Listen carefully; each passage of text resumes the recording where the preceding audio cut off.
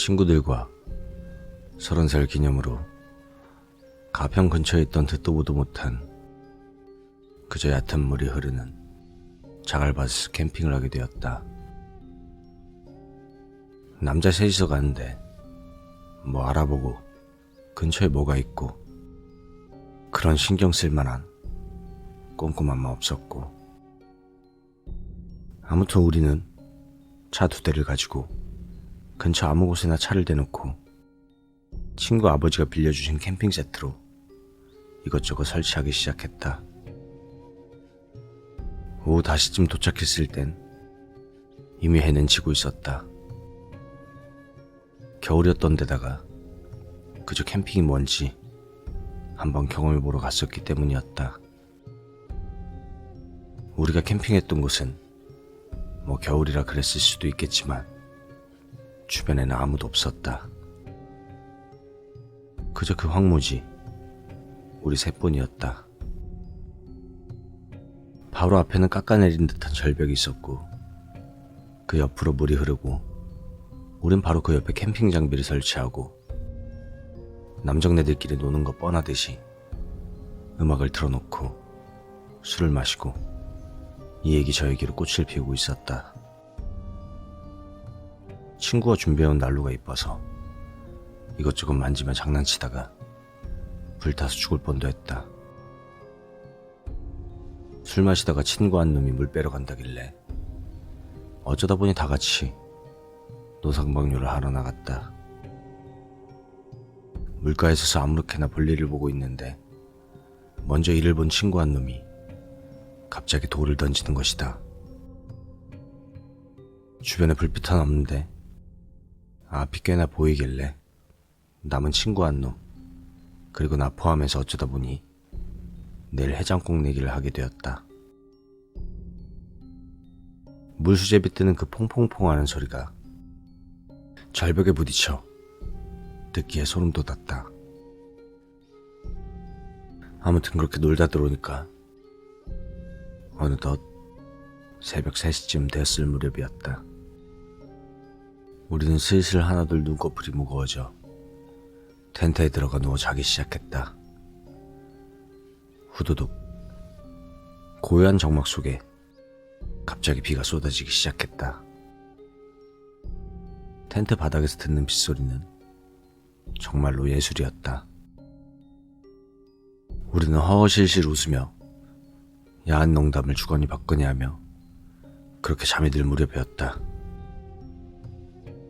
어느새 비는 그쳤는데 어디선가 퐁퐁퐁 하는 우리가 물수제비 뜨던 그런 소리가 나는 것이었다. 설마 잘못 들었겠거니 물고기가 물가에서 올라왔나 보다 하고 다들 잠자리에 들 무렵이었다. 다시 한번 퐁퐁퐁 하는 그 소리가 났다. 벌써 2번째니 친구 A가 말했다.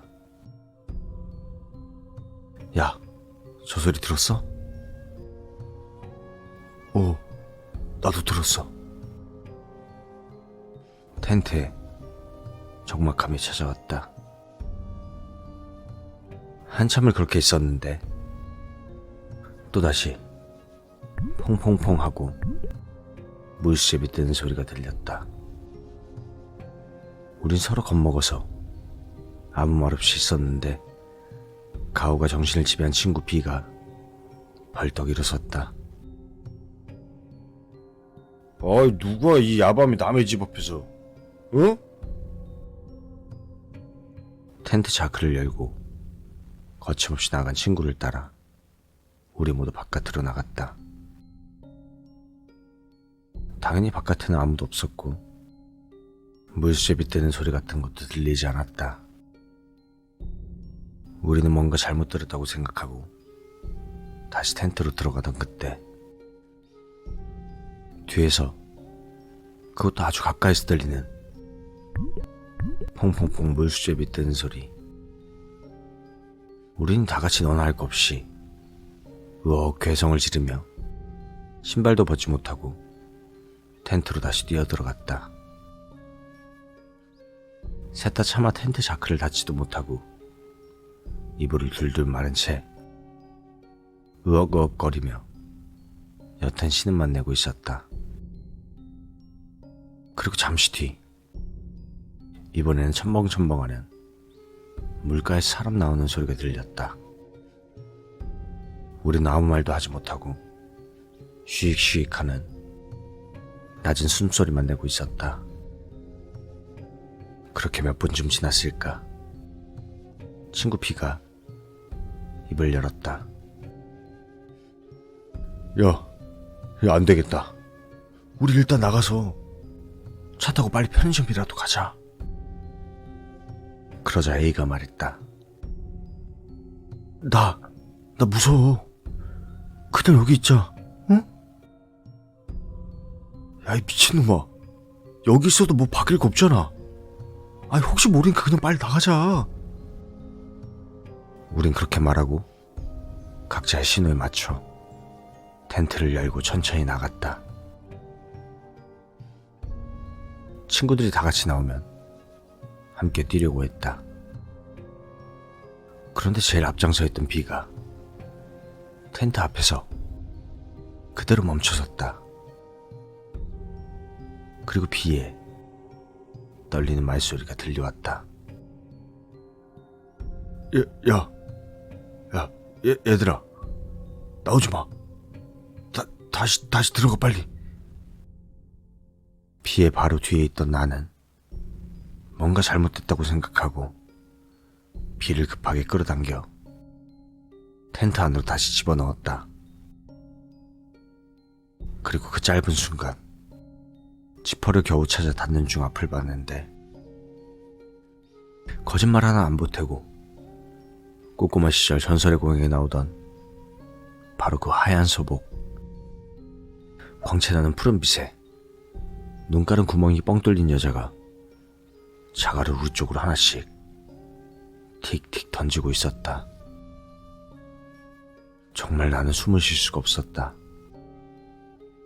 내가 지퍼를 닫다 멈추니 그제 정신을 차린 B가 텐트 지퍼를 잠그고 나를 감싸 안았다.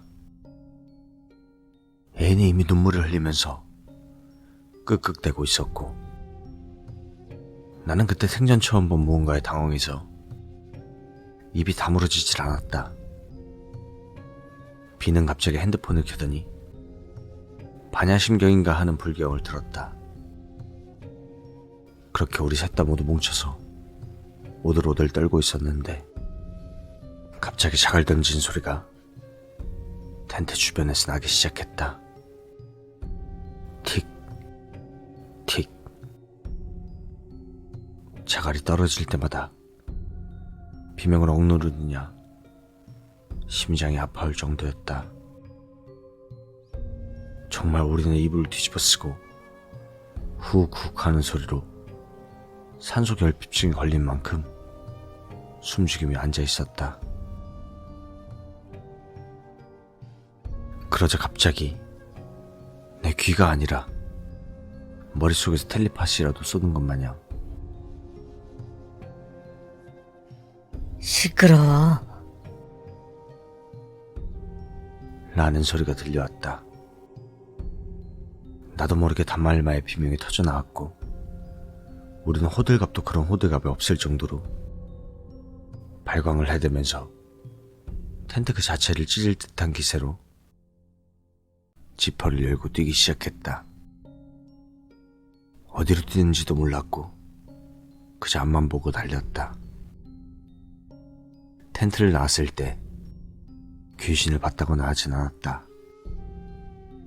그렇게 뛰고 뛰어 처음 보는 민가에 가서 살려달라고 소리쳤다. 지금 생각해보면 웬 장정들이 그 새벽에 문을 쾅쾅 두드리니 그곳에 사셨던 분들도 많이 무서울 것 같았다.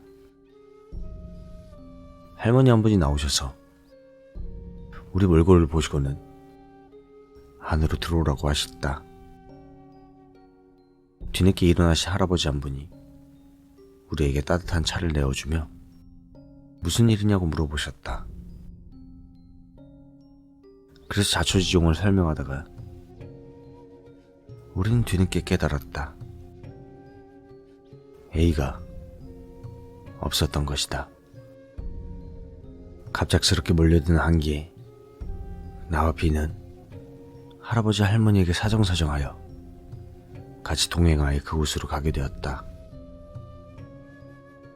뭔가 할머니 할아버지가 계셔서 그런지 무서움도 조금은 가셨고, 무엇보다 경찰서에 신고할 수도 없는 게 귀신 때문에 무서우니 같이 가달라고 하면 아마 우리는 공무집행 방해로 철창에 가는 거 아닌가 하는 생각도 했으니까. 아무튼 우리는 그렇게 그곳으로 다시 향하게 되었다. 얼마나 뛰어왔던 건지 할머니 할아버지가 걸어가니 30분이 넘게 걸렸던 것 같았다. 할머니 A가 어떻게 되지 않았을까 걱정되는 마음에 우리는 황급히 뛰어갔다. 어슴푸레하게 날이 밝고 있었고 무서움도 많이 사라져서 곧바로 텐트로 달려갔다. 하지만 A가 없었다. 그런데 밖에서 갑자기 할아버지가 소리치기 시작했다. 아, 이놈아! 정신 차려!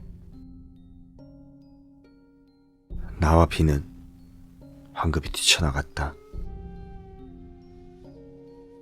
우리 캠핑장에서 30m 정도 떨어진 곳에 그 얕은 물가 한가운데 A가 서 있었다. 우린 정속력으로 뛰어가 A를 물 밖으로 끄집어냈다. A의 어깨와 팔에 손을 댄 순간 마치 마네킹처럼 그대로 축 늘어져 버렸다. 설마니 A가 죽은 게 아닐까 걱정했지만 다행히 숨은 쉬고 있었고, 우리는 119를 부르고 그 뒤로는 정말 난리도 그런 난리가 없었다. 앰뷸런스 A가 실려가고 그 와중에 나는 캠핑장 다 접어두고 어르신들이 도와주시고, 그런 어르신들에게 죄송해서 어르신들을 차로 다시 모셔다 드리고 A의 부모님께 연락드리고 뭐 그렇게 어찌저찌 시간이 흘렀다. 무사히 A가 깨어났지만 A는 한동안 말이 없었다. 그렇게 무사히 태어난 A였지만 그 후에 일주일 동안 우리 연락을 받지도 않았고 우리는 소식을 알 수가 없었다. 나와 B는 그 이후로 며칠 동안 내 자취방에서 같이 지내게 되었다. 설마니 A가 귀신이라도 씌인 것 아닌가 싶은 걱정도 있었지만 다행히 연락이 끊긴 지 일주일이 되던 날 A에게서 연락이 왔다. 우리는 우리 집에서 보기로 했고 얼마 안 가 A가 집으로 왔다. 우리는 반가움에 서로 부둥켜 안고 괜찮냐고 안부를 물었다. 그리고 술을 마시며 드디어 A의 얘기를 들을 수 있었다. 모두가 패닉에 빠져 다 뛰쳐나갔을 때 A는 나가는 그 순간까지 무서워서 움직일 수가 없었다고 했다. 거기다 혼자 남은 상태에서 우리들을 부를 수도 없었다고 했다. 우리들은 핸드폰도 두고 간 상태라 그저 눈을 감고 이불을 뒤집어 쓰고 있을 수밖에 없었다고 했다. 그렇게 너무 긴장한 나머지 앉아서 이불을 두른 채로 잠이 들었는데 갑자기 누가 일어나! 라고 말하더란다. 그래서 눈을 딱 떴는데 텐트 지퍼 그 사이에 그 귀신이 뚫린 눈깔로 A를 정면으로 바라보고 있었다고 했다. 불과 몇 센치도 안 되는 그 거리에서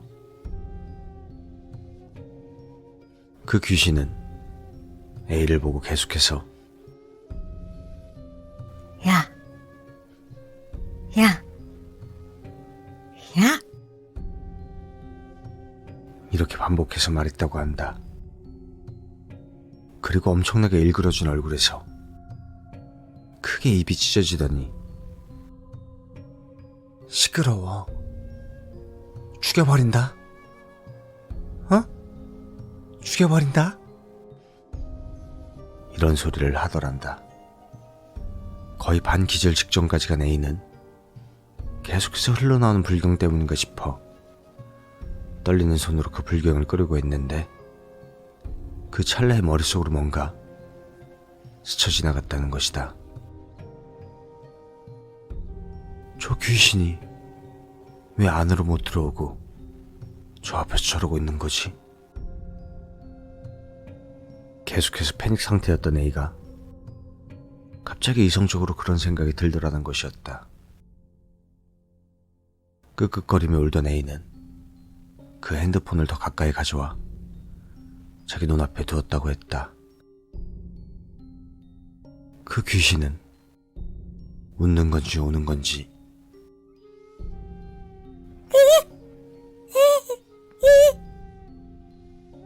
끼깃끼깃 대는 소리를 내면서 이렇게 자신을 보고 있더란다. 그러더니 갑자기 텐트 안으로 모가지를 쑥 집어넣더니 시끄럽다고! 이렇게 소리를 질렀고 그대로 A는 기절했다고. 그 후로는 기억이 나지 않는다고 했다.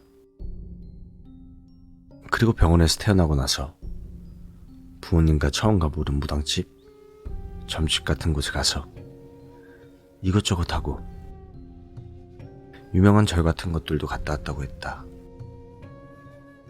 A의 아버지와 어머니 두 분 다 무교시지만 A가 겪은 일을 듣고 그렇게 한 것 같았다고. 그리고 강가 옆에 절이 있는 곳이 있는데 그곳에 찾아갔을 때 어떤 스님 한 분이 큰일 날 뻔하셨네요. 허허. 나쁜 영은 아니니까 걱정 마시길. 이렇게 말씀하셨다고 했다. 물론 거기서도 돈을 주고 뭐 이것저것 하고 왔다고 하니. 아무튼 A는 우리를 죽도록 원망했다고 했었는데 시간이 지나고 보니 용기 없던 자신의 탓인 걸 어쩌겠냐고 너스를 떨었다. 그 이후로도 우리는 한데 뭉쳐 잘 놀러 다니고 했지만 계곡이나 좀 어두침침한 물가 같은 곳은 절대로 가질 않는다. 좋은 추억이라기엔 그 끔찍한 얼굴이 우리에겐 평생의 트라우마로 남게 되었다.